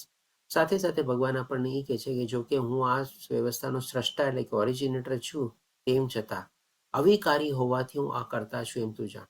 હવે આ જે વ્યવસ્થા ભગવાને બતાવી છે, શું પોતાના મતલબ માટે બતાવી છે? પોતાના સ્વાર્થ માટે બનાવી છે? તો કે ના, ઉલટાની ભગવાન આ વ્યવસ્થા પણ છે ને આપણા માટે જ બનાવી છે. તમે કહેશો આ કેવી રીતે બની શકે, પોસિબલ થઈ શકે તમારે? આ પોસિબલ છે ને આપણા શરીરથી લઈને આપણા ઘરમાં, આપણા ઓફિસમાં, આપણા દેશમાં, આપણા દુનિયામાં, બધી જગ્યાએ આ વ્યવસ્થા અત્યારે ચાલી રહી છે. આપણે લોકો એને સમજી નથી શકતા. ઉલટાનો આપણે એને ખોટો દુરુપયોગ અથવા તો મિસઇન્ટરપ્રિટેશન કરેલું છે. વર્ણ વ્યવસ્થા એટલે કે ભાઈ આપણે શુદ્ર એટલે કે પછાત જાતનો, નીચલી જાતિનો, અને બ્રાહ્મણ એટલે કે ઉછલી જાતિનો, પાછો ભાણુનો દીકરો બ્રાહ્મણ, ક્ષત્રિયનો દીકરો ક્ષત્રિય. આ બધું નથી તમારે. આપણા શરીરમાં જેમ કે આપણે બુદ્ધિ એટલે કે માથામાં હોય તમારે, એ આપણું બ્રાહ્મણને રિપ્રેઝન્ટ કરે છે. આપણી ભુજાઓ છે એ ક્ષત્રિય રિપ્રેઝન્ટ કરે છે, જેનાથી આપણે કામને બધું કરીએ છીએ. આપણું પેટ અને ઉદર જે છે વૈશ્યની વૃત્તિ છે તમારે, અને આપણા ચરણ છે તમારે શુદ્ર છે તમારે. એ આપણને ચાલવા કરવામાં બધામાં મદદ કરે છે તમારે. ઇવન આપણે ઘરમાં જોઈએ તો એ પણ એ જ વ્યવસ્થા હોય છે. આપણા ઓફિસમાં જોઈએ તો એ પણ હોય છે. કોઈક લોકો મોટા હોદ્દામાં ને એમાં હોય છે, એ લોકો બધા ડિસિઝન ને બધું બનાવતા હોય તમારે. કોઈક લોકો એની ડિસિઝનને બધાને એક્ઝિક્યુટ કરતા હોય તમારે. કોઈક લોકો એ બધાનો માલનો પ્રોડક્શન ને વેચાણને બધું કરતા હોય, વૈશ્યવૃત્તિ હોય તમારે. કોઈક લોકો ઓફિસમાં બધામાં સાફ સૂફીને બધાનું કામ કરતા હોય તમારે. અને આ બધી જે ભગવાને વ્યવસ્થા બનાવી છે એ કોઈ સમાજના ભાગલા પાડવા માટે બી નથી બનાવી. આ પણ એક આપણી બીજી ગેરસમજણ છે કે ભગવાને શું સમાજના બધા ભાગલા કરી નાખ્યા, 4 ભાગમાં વેચી નાખ્યા? પણ ભગવાને આ જે વ્યવસ્થા, this is not a division, it is a department. આ કોઈ વિભાગ નથી, પણ આ વ્યવસ્થા છે. એ સેન્સમાં આપણે લેવાનું છે. અને એ વ્યવસ્થા એટલા માટે ભગવાને બનાવેલી છે કે બધા માણસોમાં બધા ગુણો ન હોય, બધી લાયકાત ને કાબેલિયતો ન હોય. એટલા જ માટે તો ભગવાને કીધું છે કે ભાઈ આ જે વ્યવસ્થા બનાવી છે એનો પાયો શું છે? તો કે ભાઈ એનો પાયો તો કે ભૌતિક પ્રકૃતિના ગુણો. અને બીજો તો કે ભાઈ એની સાથે જે કર્મમાં પ્રવૃત્ત થઈ શકે છે, એનામાં જે લાયકાત, કાબેલિયત, એબિલિટી, ટેલેન્ટ, કેપેસિટી, જે કાંઈ પણ તમે કહો, જે પ્રમાણેનો સ્વભાવ હોય, એ પ્રમાણે આ બધી વ્યવસ્થાઓ બધી બનાવેલી છે તમારે. હવે પછી ભગવાન આપણને આગળના શ્લોકમાં કહે છે કે મને કોઈ કર્મ પ્રભાવિત કરતું નથી અને મને કર્મના ફળની આકાંક્ષા પણ નથી. તો જેમ ભગવાને આપણને આગલા શ્લોકમાં કીધું ને કે ભાઈ હું અવિકારી છું અને આનાથી ભગવાન કે ને પોતાના સ્વાર્થ માટે વર્ણ વ્યવસ્થા નથી બનાવેલી, એ આપણને ભગવાન પોતે ક્લિયર કરે છે. આ બધી ચીજ હું મારા માટે નથી કરતો, આપણા માટે ભગવાને આ બધું કરેલી છે. કારણ કે ભગવાનને તો કોઈ કર્મ કરવાની જરૂર જ નથી. ભગવાને આપણને ત્રીજા અધ્યાયમાં પણ કીધેલું હતું કે મને કોઈ ચીજની અછત નથી અને મારે કોઈ ચીજ મેળવવાની મુશ્કેલ બી નથી, તેમ છતાં પણ હું તો કર્મ કરું છું ને. અહીંયા બધા ભગવાનના કર્મ છે, આ બધા ભગવાનના દિવ્ય કર્મ છે. જેમ ભગવાને કીધું ને કે મારા પ્રાગટ્ય અને મારા દિવ્ય કર્મો વિશે જે જાણી જાય છે એ ફરી પાછો જન્મ લેતો નથી. તો ભગવાન પણ ખાલી એમને એમ નથી બેઠા એના ધામમાં, ભગવાન પણ આ બધા કર્મો કરે છે, આપણને દિવ્ય કર્મો કરે છે. એટલા માટે ભગવાન કહે છે કે આ બધા કર્મ ભગવાનને પ્રભાવિત કરતું નથી, કારણ કે ભગવાન પોતાના સ્વાર્થ માટે નથી કરતા, કારણ કે એનામાં ભગવાનને કોઈને ફળની આકાંક્ષા પણ નથી. અને જે મનુષ્ય મારા વિશેના સત્યને જાણે છે તે પણ કર્મોના ફળ દ્વારા બદ્ધ થતો નથી. તો ખાલી આ જાણી લેવાનો મતલબ શું? એવી આપણે પણ એવી રીતે નિષ્કામ કર્મમાં આપણે પ્રવૃત્ત થવાનું છે. જેમ ભગવાને નિષ્કામ કર્મ કર્યા તમારે, અને ભગવાન પણ નિષ્કારણ રૂપે પોતે ઇવન પ્રગટ પણ થાય છે, અવતરિત પણ થાય છે અને આપણી સામે બધી લીલાઓ પણ દર્શાવે છે. એમાં પણ ભગવાનનો કોઈ સ્વાર્થ નથી, ઉલટાના આપણા લાભાર્થે જ કરે છે કે ભાઈ આપણને લાભ થાય, આપણે ભગવાનનું યાદ કરીએ, સ્મરણ કરીએ, એનું ચિંતન કરીએ તમારે. તો આપણે પણ એવી રીતે આપણી જિંદગીમાં જો આવી રીતે નિષ્કામ ભાવે કર્મ કરીએ તો આપણે પણ ભગવાનને ધામના પામી શકીએ છીએ. અહીંયા સમજવાનો મતલબ એમ છે કે ભાઈ આપણે પણ નિષ્કામ ભાવે કર્મ કરવાના છે અને ભગવાનને આવી રીતે આપણે જાણવાની અથવા તો એના વિશે જ્ઞાન મેળવવાની આપણે કોશિશ કરવાની છે. હવે આગળ વધતા ભગવાન 15મા શ્લોકમાં કહે છે, જેમ કીધું ને કે ભગવાને અલગ અલગ જગ્યાએ બધા વેદોનો રેફરન્સ આપ્યો છે, દાખલાઓ આપ્યા છે, કમ્પેરિઝન આપી છે. ગઈકાલે પણ ભગવાને કર્મના સંદર્ભમાં જનક રાજાનો એક્ઝામ્પલ આપ્યો, પોતાનો એક્ઝામ્પલ આપ્યો. તો અહીંયા પણ ભગવાન આપણને કહે છે કે આવી રીતે આમ જાણીને, એટલે કે આ રીતે બધું જ્ઞાન મેળવીને પૂર્વેના મુમુક્ષુએ કર્મ કર્યા હતા અને તે મોક્ષ પામ્યા હતા. કેવી રીતે કર્મ કર્યા હતા? તો કે ભાઈ નિષ્કામ ભાવે કર્મ કર્યા હતા, આસક્તિ વગર, ભય વગર, ક્રોધ વગર. જે બધી કન્ડિશન ભગવાને બતાવી ને તમારે, ભગવાનની સંપૂર્ણ શરણાગતિ લઈને બધી ભગવાને આપણને પ્રોસેસ બતાવી દીધી આપણને જોવા જઈએ તો. અને એ જ રીતે તો ભગવાન આપણને કરવાનું કહે છે કે જો એવી રીતે કરશું તો ભગવાન કહે છે મોક્ષ પામશું, એટલે કે ભાઈ ભગવાનના ધામમાં આપણે પહોંચી જશું, ફરીથી જન્મ મૃત્યુ જરા વ્યાધિમાં આપણે અટકાવવું નહીં પડે. માટે હવે ભગવાન અહીંયા આપણને શું કરવાનું છે અહીંયા બતાવે છે. એટલે પ્રાચીન કાળના પૂર્વજોની જેમ તું પણ દિવ્ય ભાવનામાં રહી તારો સ્વધર્મ બજાવ. સ્વધર્મ શું હતો? તો કે ભાઈ ક્ષત્રિય ધર્મ છે, યુદ્ધ કર ભાઈ. ભગવાન જગ્યાએ જગ્યાએ પાછું એ તો આપણને અર્જુનને કે હંમેશા યાદ દેવડાવતા જ રહે છે તમારે અલગ અલગ જગ્યાએ કે ભાઈ ઊભો થા, યુદ્ધ કર, તારો સ્વધર્મ બજાવ, તારું નિયત કર્તવ્ય કર્મ કર. આ બધું ભગવાન બતાવે જ છે તમારે. તો અહીંયા પણ ભગવાન ફરીથી અર્જુનને એ જ કહે છે કે ભાઈ એમ નહીં સમજતો કે એ લોકોની જેમ તમારે હું તને અહીંયાથી યુદ્ધભૂમિ છોડીને જવાનું કહું છું અને તને તપસ્યામાં અને સાધનામાં લાગવાનું કહું છું. ભાઈ જેમ જનક રાજાએ કર્મ કર્યા, મેં કર્મ કર્યા, હું પણ અત્યારે યુદ્ધભૂમિની વચ્ચે ઉપર ઊભો છું, તારો સારથી બન્યો છું, હું પણ મારા કર્મ કરું છું અને એ જ રીતે તારા કર્મ કર ભાઈ. તું એમ નહીં સમજતો કે તારે બધું વયું જવાનું છે, તારે સ્વધર્મ પહેલા બજાવવાનો છે અને સ્વધર્મ બજાવવો એ મોટામાં મોટું આપણું કર્મ છે. પણ એ કર્મ કેવી રીતે કરવું એ બધું ભગવાને આપણને ગઈકાલે ત્રીજા અધ્યાયમાં પણ બતાવ્યું. વિષ્ણુ પ્રીત્યર્થે યજ્ઞ તરીકે કર્મ કરવાનું છે, તો એ આપણને બંધન કરતા નહીં થાય. એટલા માટે ભગવાન આપણને 17મા શ્લોકમાં કહે છે કર્મની આટીઘૂટીને સમજવી ઘણી મુશ્કેલ હોય છે, માટે મનુષ્ય કર્મ શું છે, વિકર્મ શું છે અને અકર્મ શું છે તે સારી રીતે જાણવું જોઈએ. કર્મની આટીઘૂટી એટલી બધી આપણે કહીએ ને કે ભાઈ ગૂંચવાયેલી છે ને કે કોઈ એને સમજી શકતું નથી. મોટા મોટા સંત પુરુષો મહાત્મા પણ એમાં ક્યારેક ને ક્યારેક ગફલત ખાઈ જાય છે તમારે. એટલે ખાલી શોર્ટમાં આપણે એટલું સમજીએ છીએ ભગવાન આપણને કહે છે કર્મ શું છે. કર્મના છે ને બે ભાગલા થાય તમારે. એક આપણું સકામ કર્મ થાય અને એક આપણું નિષ્કામ કર્મ થાય. સકામ કર્મ એટલે કે ફળની આશા રાખીને, આસક્તિ રાખીને કોઈ કર્મ કરીએ તો આપણું સકામ કર્મ. અને જો નિષ્કામ ભાવે કર્મ કરીએ, જેમ ભગવાને અર્જુનને કીધું કે તને તારા કર્મ કરવા ઉપર અધિકાર છે પણ તને ફળ ઉપર અધિકાર નથી, તો ભાઈ ફળ તો જે મળવાનું હશે ભગવાન ઉપર છોડી દો ને ભાઈ. આપણે આપણું અત્યારે નિષ્કામ ભાવે કર્મ કરી રાખો ને તો એ થઈ ગયું નિષ્કામ કર્મ.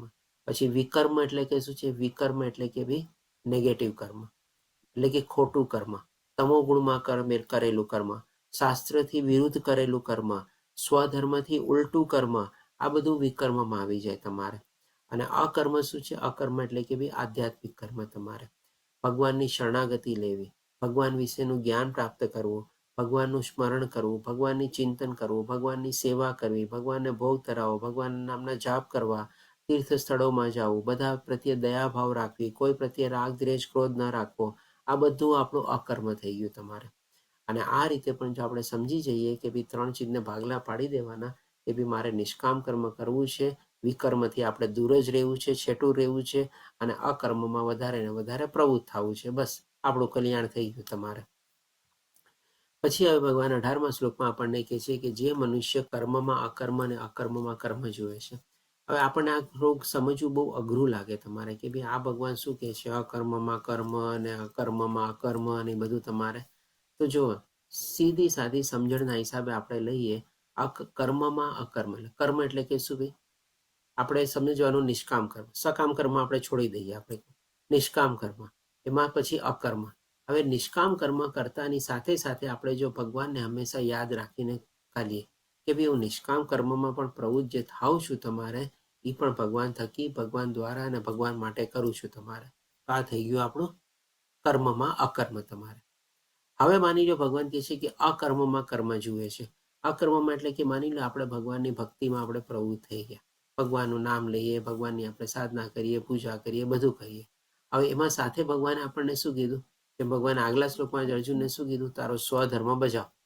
એટલે કે આપણો ભગવાનને માની લો અકર્મ એટલે કે ભગવાનની ભક્તિમાં આપણે પૂરેપૂરા થઈ ગયા, પણ આ શરીરનો નિર્વાહ માટે પણ તો આપણે કર્મ કરવું જ પડશે ને. ભગવાને 3જા અધ્યાયમાં એ જ આપણને બતાવ્યું ને. તો ભાઈ એના નિર્વાહ માટે પણ આપણે જે કર્મ કરવાનું છે નિષ્કામ ભાવે, ચાલો એ બી કરતા જાઓ તમારે. તો એ પ્રમાણે અહીંયા ભગવાન આપણને બતાવે છે કે જે લોકો માની લો નિષ્કામ કર્મને વધારે પ્રાધાન્ય આપે, તો એની સાથે સાથે થોડું એણે ભગવાનની ભક્તિ એડ કરવાની. અને જે લોકો માની લો ભગવાનની ભક્તિને પ્રાધાન્ય આપે, એમાં પણ એને થોડું થોડું નિષ્કામ કર્મ, પોતાનો સ્વધર્મ એડ કરવાનું. એટલા માટે થઈ ગયું આપણે કર્મમાં અકર્મ અને અકર્મમાં કર્મ. ડિપેન્ડ કરે છે કઈ તમારી લાઈફસ્ટાઈલ તમારી છે, કેવી અવસ્થામાંથી તમે પસાર થાવ છો, કેવી રીતે બધી જવાબદારીનો બધી તમે રહેલા છો. તો એ ભગવાન કહે છે કે તે સર્વ મનુષ્યમાં બુદ્ધિમાન છે અને સર્વ પ્રકારના કર્મોમાં પરોવાયેલો હોવા છતાં દિવ્ય અવસ્થામાં રહેલો છે. તો અહીંયાનો તાત્પર્ય શું છે? કે ભાઈ આપણે આજીવન કર્મ તો કરવાનું જ છે, કર્મ ક્યારેય છોડવાનું નથી, જેમ ભગવાને 3જા અધ્યાયમાં કીધું એ પ્રમાણે. પણ આપણે દિવ્ય ભાવનામાં રહી શકીએ છીએ, કારણ કે આપણે સાથે શું છે? કોઈ સ્વાર્થ નથી. નિષ્કામ ભાવે આપણે આપણું કર્મ કરીએ છીએ અને હંમેશા ભગવાનને જોડીને ચાલીએ છીએ. ભગવાન તું મારા સાથે છો, બસ હું તારા થકી જ આમાં પ્રવૃત્ત થાઉં છું, ને તારા થકી જ આગળ વધું છું, ને તારા થકી જ આ બધા કામમાં પાર પાડું છું તમારે. બસ તો આ થઈ ગઈ દિવ્ય અવસ્થા. દિવ્ય અવસ્થા એવું નથી કે ભાઈ આપણે પૃથ્વી છોડીને સ્વર્ગલોકમાં જઈએ ત્યારે જ આપણે દિવ્ય અવસ્થા પ્રાપ્ત કરી શકીએ. આ લોકમાં રહીને પણ તમે તમારી દિવ્ય અવસ્થા પ્રાપ્ત કરી શકો છો તમારે. ભગવાને પોતે આપણને શીખવાડેલું છે. હવે પછી ભગવાન આપણને આગળ 30મા શ્લોકમાં કહે છે, તમે કહેશો 18મા શ્લોકમાંથી સીધા 30મા શ્લોકમાં વયા ગયા. તો એકચ્યુઅલી આ બધા વચ્ચેના શ્લોકમાં છે ને ભગવાન આપણને અલગ અલગ પ્રકારના બધા યજ્ઞો બતાવે છે. તો યજ્ઞના સંદર્ભમાં જેમ કે આપણે કોઈ લોકો જપ કીર્તન કરતા હોય, કોઈ લોકો ગ્રહસ્થ જીવનમાં રહીને પોતાના બાળકોને બધાની સાથે વ્રત તપને બધાનું પાલન કરતા હોય તમારે, કોઈક આવી રીતે અષ્ટાંગ યોગ ફોલો કરતા હોય, કોઈક લોકો જ્ઞાન યોગમાં પ્રવૃત્ત થયેલા હોય, કોઈક લોકો ભગવાનની કોઈક સકામ ભક્તિ કરતા હોય કંઈક મેળવવા માટે. એટલે આવા બધા અલગ અલગ પ્રકારના યજ્ઞો જે છે બધું 1930મા શ્લોકમાં આવેલું છે, જે આપણે લેવલ 2માં ઓર ડિટેલમાં લઈએ છીએ. અહીંયા ખાલી આપણે કન્ક્લુઝન તરીકે લઈ લઈએ, સારાંશ તરીકે. તો ભગવાન 30મા શ્લોકમાં કહે છે યજ્ઞના અર્થને જાણનારા. યજ્ઞનો અર્થ આપણે જાણી ગયા હતા કે ભાઈ કળિયુગમાં યજ્ઞનો અર્થ છે કે ભાઈ જપ યજ્ઞ, તમારે ભગવાનના નામનો જપ કરવો.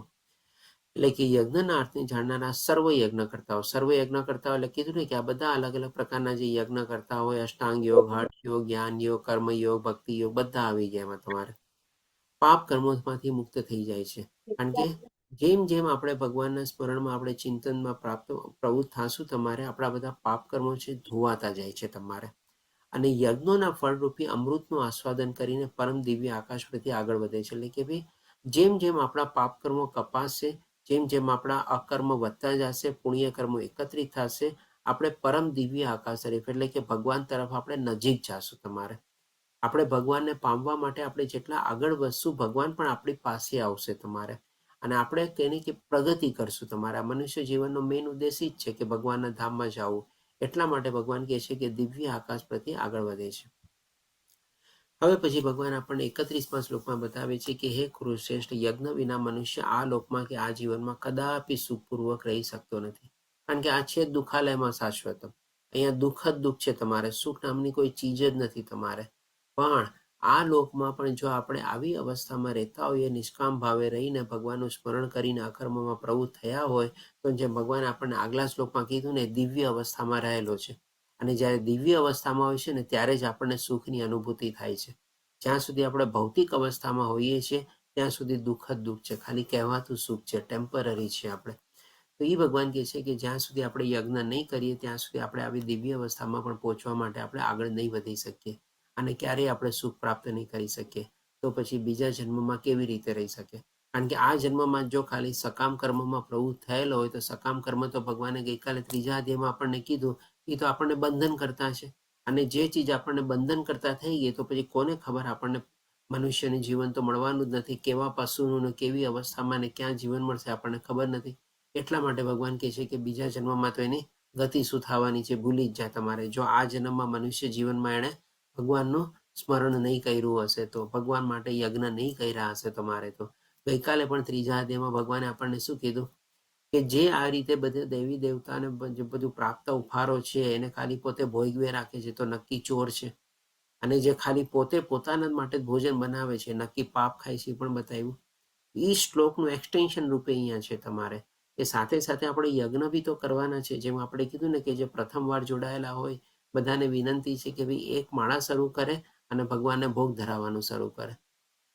કારણ કે નહીં તો આપણે આપણું જીવન નિરર્થક જીવી રહ્યા છીએ. એ પણ ભગવાને ગઈકાલે આપણને 3જા અધ્યાયમાં બતાવ્યું કે જે લોકો આવી રીતે કર્મ કરતા નથી તમારે પોતાના મનુષ્ય જીવન નિરર્થક જીવી રહ્યા છે.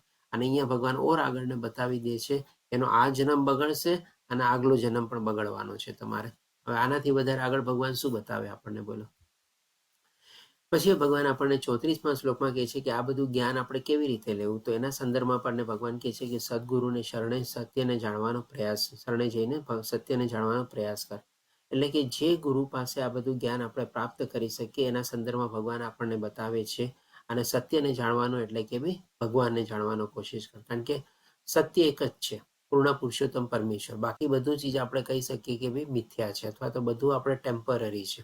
અને સત્ય સનાતન અને પરમાનન્ટ છે. અને તેમને વિનમ્ર થઈને પૂછ, પ્રશ્ન પૂછ અને તેમની સેવા કર. એટલે કે તેમને એટલે કોણ? તો કે ભાઈ આવા સદગુરુ. જો આપણને આવા સદગુરુનો કોઈ દે આશ્રય મળી જાય, તમારે શરણાગતિ મળી જાય, તો એના ભગવાન આપણને 2 લાક્ષણિકતા બતાવે છે કે ભાઈ એના સારા શિષ્ય બનવા માટે આપણે શું કરવું જોઈએ. કે ભાઈ વિનમ્ર ભાવે આપણે એની સેવા કરવાની, આપણે એને શરણાગત થવાનું, વિનંતી કરવાની કે તમે મને આ જ્ઞાન આપો. અને જો જ્ઞાન આપણને આપે, આપણી શરણાગતિ સ્વીકારે, તો એમાંથી આપણને કંઈ કન્ફ્યુઝન અને ડાઉટ હોય તો પ્રશ્ન પૂછવાના. આ તમને આપણે કહીએ ને કે બીજો અધ્યાય લીધેલો તો 7મો શ્લોક લીધેલો ત્યારે પણ આ ચીજ આપણે થોડી ઘણી સંક્ષિપ્તમાં ડિસ્કસ કરેલી કે 3 લાક્ષણિકતા છે સારા શિષ્યની ને 3 લાક્ષણિકતા છે સારા ગુરુની. તમારે શિષ્યના સંદર્ભમાં આપણે શરણાગતિ લેવાની, એની સેવા કરવાની, એને વિનંતી કરવાની અને પ્રશ્ન પૂછવાના જો કંઈ ડાઉટ હોય તો. આ સારા શિષ્યના છે. અને સારા ગુરુના લક્ષણ શું છે? તો કે જે શિષ્યના શરણે આવ્યો હોય એને શરણાગતિ એને આપવી તમારે. પછી એ જે વિનંતી કરે જ્ઞાન માટે, એ જ્ઞાન પણ એને આપવાનું. અને એમાંથી પાછા જેના પ્રશ્નો ઉદ્ભવે એ પ્રશ્નોનો પણ એને સંતોષકારક જવાબ આપવાનો. એટલા માટે અહીંયા ભગવાન કહે છે કે તે પ્રબુદ્ધ મહાત્માઓ તને જ્ઞાનોપદેશ કરી શકશે. એટલે કે એ લોકો પાસે એવી લાયકાત કાબિલિયત હોય છે કે જે વિનંતી કરીએ એ પ્રમાણેનું જ્ઞાન આપણને પોતે પીરસે છે તમારે. કારણ કે તેમણે સત્યનું દર્શન કર્યું છે, એટલે કે આત્મ સાક્ષાત્કાર કરેલો હોય છે તમારે. એટલે કે આ શ્લોક દ્વારા ભગવાન આપણને ગુરુના લક્ષણ અને શિષ્યના લક્ષણ પણ બતાવે છે. અને એ રીતે આપણે ગુરુના શરણે જવું જોઈએ. અને કારણ કે આધ્યાત્મિક માર્ગમાં પણ છે ને ગુરુનું શરણ બહુ અનિવાર્ય છે, આપણે કહી શકીએ. એને આપણે ટાળી ન શકીએ. ઘણા લોકો સમજે કે ભાઈ ભગવદ્ ગીતા સમજવી છે, આધ્યાત્મિક જ્ઞાન મેળવવું છે, પુસ્તક લઈ લેશું માર્કેટમાંથી, 2-4 વાર વાંચી લેશું અને સમજાઈ જશે. નથી સમજાવવાનું એવી રીતે. કારણ કે સૌથી પહેલા શ્લોકોમાં ભગવાને શું કર્યું? ગુરુ શિષ્ય પરંપરા. ભગવાને ખાસ કીધું કે આ ગુરુ શિષ્ય પરંપરામાં જ આ જ્ઞાન આપણે પ્રાપ્ત કરી શકીએ છીએ. અને બીજી લાક્ષણિકતા શું બતાવી કે આપણે જો ભક્ત બનીએ તો જ આપણે જ્ઞાનને આપણી અંદર ઉતારી શકીએ છીએ અને એનું આચરણ કરી શકીએ છીએ. એટલે કે ગુરુ મેળવવા ગુરુની શરણાગતિ લેવી આધ્યાત્મિક માર્ગમાં આગળ વધવા માટે બહુ જ અનિવાર્ય છે તમારે. હવે પછી ભગવાન આપણને 40મા શ્લોકમાં બતાવે છે કે પરંતુ જે અજ્ઞાની તથા અશ્રદ્ધાહીન મનુષ્ય પ્રમાણભૂત શાસ્ત્રોમાં સંદેહ કરે છે. ઘણા લોકોને શું છે, આપણા શાસ્ત્રોમાં વેદો ઉપનિષદ ને ગીતા અને બધામાં ઘણી વાર જે ડાઉટ હોય છે તમારે કે ના આ બધું તો કંઈ છે નહીં, બધું મનગઢ જ છે તમારે. હવે તો તેના માટે ભગવાન કહે છે કે તેઓ ભગવત ભાવના પામતા નથી. ભગવાને પહેલા જ કીધું મારો ભક્ત હશે તો તેને આ જ્ઞાન મળશે. હવે એ ત્યાંથી શરૂઆત કરીને સમાપન ભગવાન ત્યાં જ કરે છે કે ભાઈ આ જે મેં તને જ્ઞાન આપ્યું છે આ શાસ્ત્રો રૂપી જ્ઞાન છે તમારે, અને આ શાસ્ત્રોમાં જો તું સંદેહ કરીશ, ડાઉટ કરીશ તારે, તો પછી તું ક્યારેય ભગવાનનો ભક્ત નહીં થઈ શકે. ભગવાનની શરણાગતિ લેવાની તો વાત જ દૂર રહી તમારે. અને એનું રિઝલ્ટ તરીકે ભગવાન બતાવે છે તેમનું પતન થાય છે. એટલે કે પતન એટલે કે શું ભાઈ, નીચલી યોનિમાં તમારે જવાનું છે, કારણ કે ભગવાનને ભૂલી ગયો છે ને, અથવા તો નાસ્તિક છે, ભગવાનમાં માનતો જ નથી તમારે. ઇવન શાસ્ત્રોમાં બી ડાઉટ કરે છે, ભગવાનમાં બી ડાઉટ કરે છે તમારે. તો એ કહે છે કે સંશયગ્રસ્ત વ્યક્તિ માટે નથી આ લોકમાં સુખ કે નથી પરલોક. એટલે કે ભગવાન છે અસ્તિત્વ, એમાં કોઈ જાતનો ડાઉટ કરવાના આપણી પાસે તાકાત અથવા શક્તિ જ નથી તમારે. તેમ છતાં પણ આવા જે નાસ્તિક લોકો જો ડાઉટ કરતા હોય અને શાસ્ત્રોમાં પણ વિશ્વાસ ન ધરાવતા હોય, તેના માટે ભગવાન કહે છે કે એનો આખો જીવતર જ બેકારી તમારે. હવે પછી છેલ્લા શ્લોકમાં ભગવાન આપણને બતાવે છે, 42મા શ્લોકમાં કહે છે માટે અજ્ઞાનવશ તારા હૃદયમાં જે સંદેહ ઉત્પન્ન થયા છે તેમને જ્ઞાનરૂપી શસ્ત્ર વડે કાપીને હે ભારત તું યોગારૂઢ થઈને ઉઠ અને યુદ્ધ કર. એટલે કે આ અધ્યાયમાં છે ને ભગવાન જ્ઞાનને 3 ચીજની સાથે કમ્પેર કરે છે. આપણે ત્યારે એક શ્લોક જ લઈએ જેમાં ભગવાન એને શસ્ત્રની સાથે કમ્પેર કરે છે, પણ આના બીજા શ્લોકોમાં, આગળના શ્લોકોમાં ભગવાન આપણને પહેલા નૌકાની સાથે કમ્પેર કરે છે, બીજું આપણે અગ્નિની સાથે કમ્પેર કરે છે, અને ત્રીજો અહીંયા શસ્ત્રની સાથે કમ્પેર કરે છે. તો આપણે શોર્ટમાં ખાલી લઈ લઈએ, આ 3 કમ્પેરિઝન દ્વારા ભગવાન શું કહેવા માંગે છે.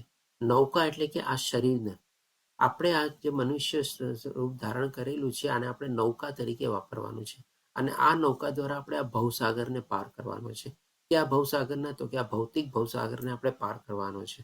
કારણ કે આ શરીર દ્વારા જ આપણે નિષ્કામ કર્મ બી કરી શકશું, અને આ શરીર દ્વારા જ આપણે ભગવાનને ભક્તિ કરી શકશું. એટલે કે આ શરીરને નૌકા રૂપે આપણે માધ્યમ બનાવીને ભગવાનના ધામ સુધી આપણે પહોંચવાનું છે. અને બીજું ભગવાન અગ્નિ સાથે કમ્પેર કરે છે.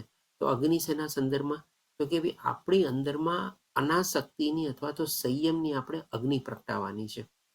આપણે એવી અગ્નિ પ્રગટાવવાની છે કે ભાઈ જે આપણે કહે ને કે બધી ચીજો પ્રત્યે જે આપણે આકર્ષિત થઈએ છીએ, બધા મોહ છે, એ બધા મોહોને બધી અગ્નિમાં આપણે સમાવી દેવાની છે, અથવા તો બાળીને ભસ્મ કરી દેવાની છે, સંયમની અગ્નિ પ્રગટાવીને.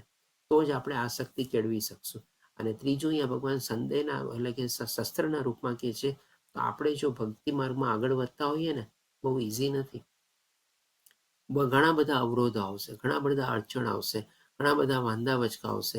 ઇવન ભગવાન તો પરીક્ષા લેશે જ લેશે તમારે. આપણી આજુબાજુવાળા લોકો, આપણા ઘરવાળા પણ છે ને, બધા આપણે બધી પરીક્ષા લેશે. હો તમારામાં તો રાતોરાત ચેન્જ આવી ગયું, શું વાત છે, આમ બધું તમે શું શરૂ કર્યું તમારે. એટલે આવા બધા કહે ને કે ઘણા બધા એવા મેણા ટોણા મળશે, ઘણા બધા એવું મળશે તમારે. તો અહીંયા ભગવાન આપણને કહે છે એ જે જ્ઞાન આપણે મેળવ્યું છે, આધ્યાત્મિક જ્ઞાન, એને હવે આપણે આપણું શસ્ત્ર બનાવવાનું છે, પાવરફુલ વેપન બનાવવાનું છે. એ બધાને કાપવાનું છે, એવા બધા અડચણોને કાપવાના છે, એવા બધા વાંધા વચકાને તો આપણે એને કાપવાના છે. એટલા માટે ભગવાન કહે છે ભારત યોગારૂઢ થઈને ઉઠ અને યુદ્ધ કર. એટલે કે ખાલી આધ્યાત્મિક માર્ગમાં જ આપણે વધતા હોઈએ ને આગળ, સાથે સાથે આપણા નિયત અથવા તો સ્વધર્મ પણ આપણે નિભાવવાનો છે, કે જેથી કરીને શું છે, બધા લોકો આપણે ઘણીવાર અદેખાઈ પણ કરતા હોય તમારે. ઘણીવાર આપણને તમે જો આપણામાં ચેન્જ આવે ને, એ ચેન્જ પણ છે ને એને ઘણીવાર ગમતા ન હોય તમારે, ઈર્ષા થાય, અદેખાઈ થાય તમારે. આ બધું પણ શેનાથી આપણે કાપવાનું છે, આપણે જ્ઞાનમાં જ્યારે આગળ વધ્યા હોય ત્યારે, જેમ ભગવાન અહીંયા કહે છે ને કે આ બધા સંદેહ ઉત્પન્ન થાય છે, એ બધાને કાપતું તમારે. આ રીતે આપણો અહીંયા ચોથો અધ્યાય કમ્પ્લીટ થાય છે. વાંચા કલ્પતરુભ્યશ્ચ કૃપા સિંધુભ્યેવ ચ પતિતાનાં પાવનેભ્યો વૈષ્ણવભ્યો નમો નમઃ. હરે કૃષ્ણ કૃષ્ણ કૃષ્ણ હરે હરે, હરે રામ રામ રામ હરે હરે. જય શ્રી રાધા ગોવિંદ પ્રણામ. હરે કૃષ્ણ. સર્વેને જો કોઈને કોઈ પ્રશ્ન, પ્રભુજી દંડવત પ્રણામ. દંડવત પ્રણામ માતાજી. હરે કૃષ્ણ. ઓકે, જી માતાજી બોલો. નિમિષા માતાજી આપણો